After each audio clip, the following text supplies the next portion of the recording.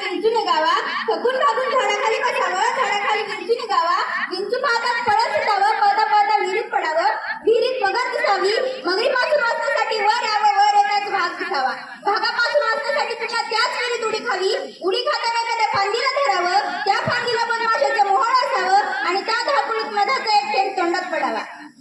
याचप्रमाणे आपल्या भारताने अनेक संकटांचा सामना केला. परकीय आक्रमण, गुलामगिरी, अत्याचार, दहशतवाद, नैसर्गिक आपत्ती असं कितीतरी सहन करूनही भारत कधी चुकला नाही.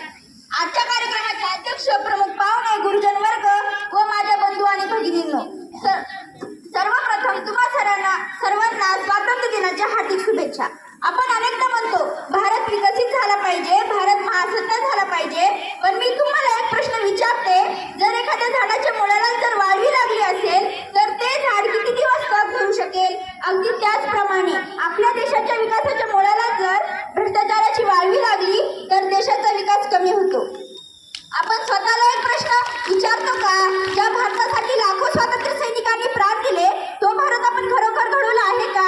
आज भारत चंद्रावर पोहोचला आहे, विज्ञानात झेप घेत आहे, जगात आपली ओळख निर्माण करत आहे, पण दुसऱ्या बाजूला भ्रष्टाचार अजूनही जिवंत आहे.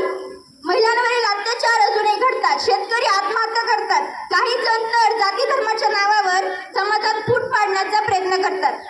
शेवटी जाता जाता एवढंच म्हणेल, देश बदलण्यासाठी सरकाराची वाट पाहू नका, कारण देश सरकारने नाही तर जागरूक नागरिकाने घडतो.